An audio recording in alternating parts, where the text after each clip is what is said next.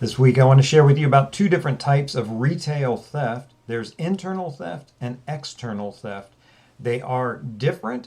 You handle the investigations differently, and the payoff is differently as well. Hi, this is Larry Kaye with ShadowAnyone.com. I'm the creator of the Investigator's Ultimate Guide series, which is premium private investigator training from someone who's been there and done that. The loss prevention side of it, the most fun job I ever had was working loss prevention. But there are two different types of thefts you're looking for. The internal thefts where employees are stealing from the company, and external thefts where outsiders are stealing from the company. Here's the thing. Internal thefts there are less of them, but the dollar value, the loss, is tremendously more than the external thefts.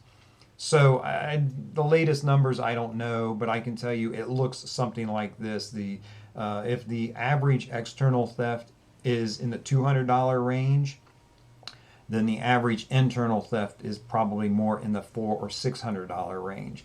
Internal thefts are always, generally speaking, just much greater losses than the externals. Now, with loss prevention, like external theft to shoplifting, you may get a shoplifter every day, every other day, whatever it might be. There's a lot of those. The internal thefts are going to come across less commonly, but your company, your store is probably going to care about those internal thefts a lot more. Okay, so here's the conflict I always had working loss prevention.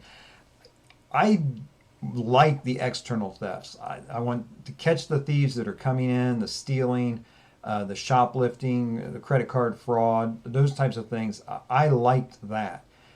Internal thefts, quite honestly, I found them boring.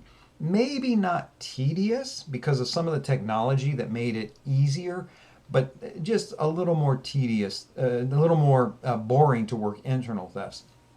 So a classic internal theft, for example, might be a cash register operator who is passing merchandise to a friend or friends.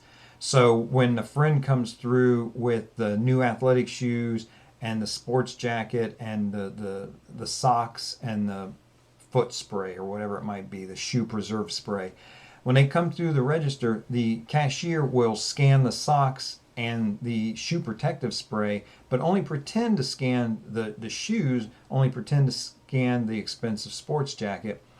The person from the outside, this will all look legit. It looks like everything was scanned, the movement's the same, it all goes into the bag the same. But that's internal theft, and you may be losing a $200 pair of sneakers and maybe a $200 jacket on top of that. All right.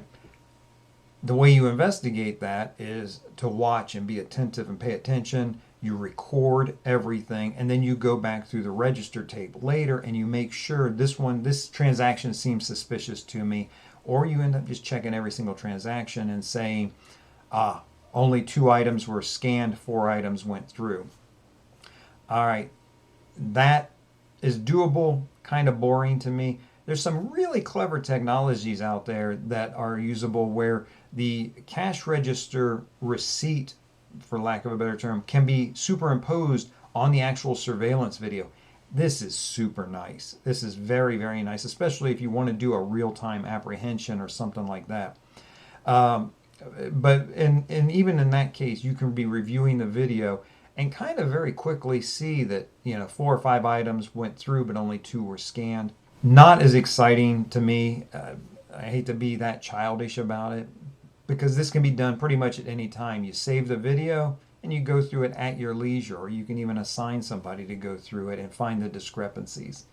I will say this though, if you're interested in advancing in your company, they're going to love to see you getting those internals.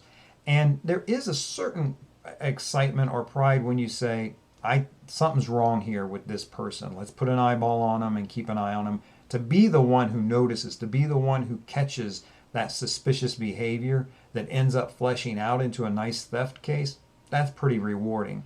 But those are big differences between internal and external thefts, and the pros and cons of them, and just to give you an idea of how you might want to work them. If you've got experiences with internal versus external thefts, please feel free to share them in the comments. We can all learn from each other. In the meantime, this is Larry Kaye with ShadowAnyone.com. Remember, do the right thing, even if it's the hard thing.